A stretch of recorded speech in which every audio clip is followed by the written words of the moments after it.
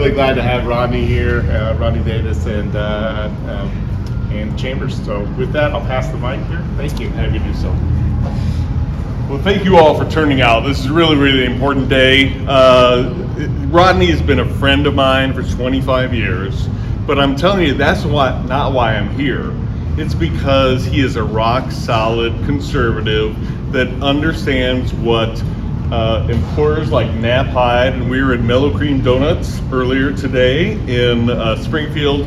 He knows what it takes to create an environment for businesses like this to succeed. And I will tell you, I'm in Springfield. Randy Freeze knows this. Thank you for all your support as well. It's hard. It's hard with the powers that be in Springfield and currently in Washington to try and flip the script. And it's not like the U.S. Chamber of Commerce, the Illinois Chamber of Commerce expects to win every policy battle. We do not. Well, we just have to reestablish some kind of balance and create some certainty for companies like Knapheide to know what to expect moving forward. Because my guess is, and I'm not going to put them on the spot, some folks from Missouri, maybe Iowa, maybe Wisconsin, other places, maybe put in a phone call to this guy's office on a regular basis saying, wouldn't you be better suited to be in a state with better workers' compensation rates, a more stable tax climate, what have you?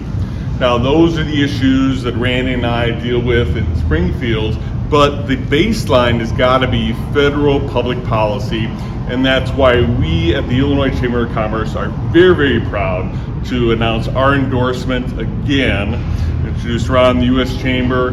We rely on the U.S. Chamber so much to carry the message forward, and then it's our job to be the people on the ground here in the state to go ahead and amplify that. So it's a great partnership, and that's why we're so proud to be here for Rodney, but also with the U.S. Chamber of Commerce. It's a great partnership and really a unique partnership together with Quincy Chamber of Commerce and others.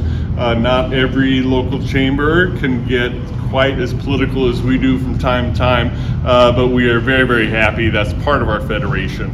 It's part of our mission. So the last thing I'll go ahead and say before I go ahead and turn it over to the U.S. Chamber here is that I'm going to reemphasize that Rodney Davis is a rock-solid conservative.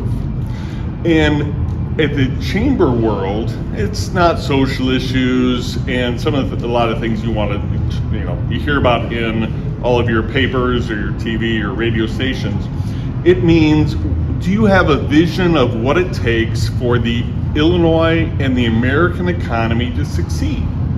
And we believe that there's an important discussion to have about the proper role of regulation with businesses and government. But we believe at least 90% of every issue that's discussed in Washington or in Springfield should, as much as possible, be determined by markets.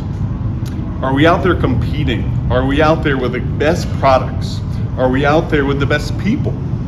That is what has made the American and the Illinois economy envies of the world. That's why people want to come here, whether it be from Mexico or Guatemala or Ukraine, wherever it is. That is what makes us successful, and that is why the U.S. Chamber, the Illinois Chamber, are, I believe, so very strongly support Rodney's vision for his district, but really for the nation as a whole as well. So with that, I'm going to reiterate how proud we are to support Rodney for his re-election. There's an election in 8 days, and I can say it, he may want to back off just a little bit. Vote for Rodney Davis.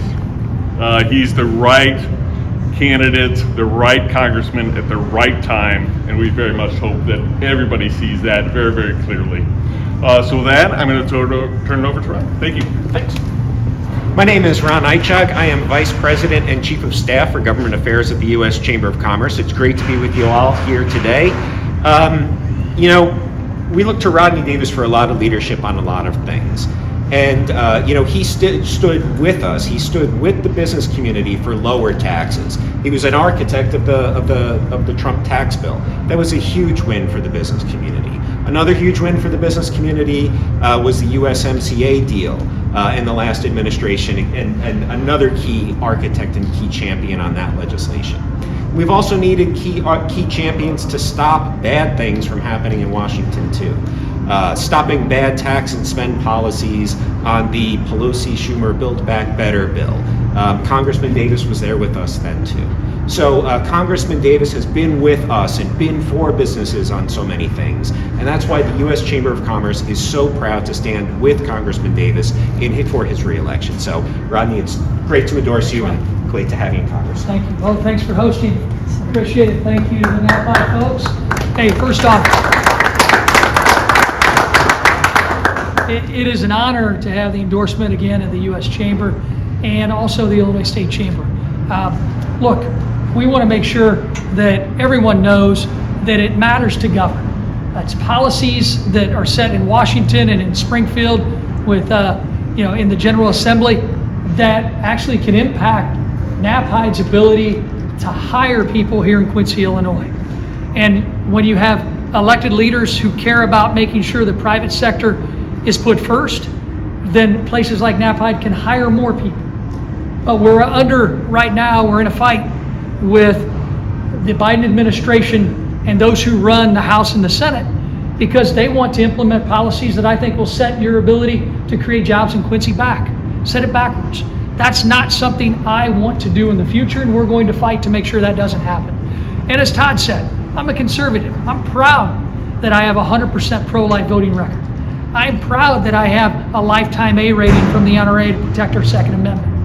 I'm proud that I've stood up to help fund our men and women in the military and help fund our men and women in blue. But in the end, too, we actually have to govern in Washington. Washington should not be the only level of government that is not expected to produce product. And that's something that I'm proud to have been doing under Democrat and Republican administrations.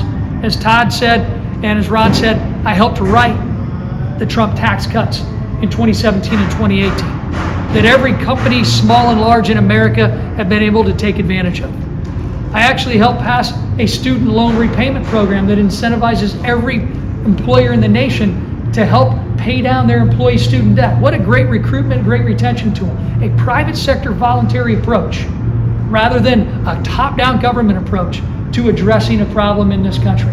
You know, it's not every day a program gets created that you don't have to apply to government for, or you don't have to wait for government to fund. But my student debt repayment program that every employer can take advantage of right now doesn't require any of that. It just requires an employer to begin paying that student debt for their employee, just like they have been doing for tuition reimbursement for years, and report it on the W-2 at the end of the year. And oh, by the way, the employee will not have to pay taxes on the first $5,250. Those are the private sector solutions that I've been putting forward. Now, we've got a workforce problem in this country. I know Knapheide wants more workers, right? Every sector of our economy needs more people to come to work. And that's why I introduced the Rural Investment in America Act that would incentivize investment in communities like Quincy and smaller communities by creating a list of supply chain critical products we're not producing here in the United States and allowing companies here in America to get a package of financing through the government's 7A program, the same program that was used for the PPP program. Why in the world wouldn't we incentivize American companies to create manufacturing facilities or expand facilities to produce supply chain critical products? And once they start producing them, or once they reach a certain level of production and employment, then why wouldn't we make them eligible for forgiveness? That to me is the way that we incentivize investment in America to stop the supply chain problem that we have by other countries not producing those products anymore. It will lower the cost for Americans and will also create opportunities for Americans to work in communities like Quincy. I'm proud to be here, proud to get this endorsement. We've got 8 days left in this election, and I'm excited that we are doing well. We're going to run through the tape, and when I come back to Quincy after this primary election, I'm going to come back here to Knapheide. We're going to talk even more about workforce development issues, and I'm going to take a bigger tour because this place is so big. Well, I know there's no way we're going to get it all done today, but I couldn't say thanks enough for the companies that exist here in the Quincy area and all throughout the great state of Illinois, all throughout this country, because knowing I have the support of the Chamber of Commerce that they're members of, is really humbling experience for me and one that I'm proud of.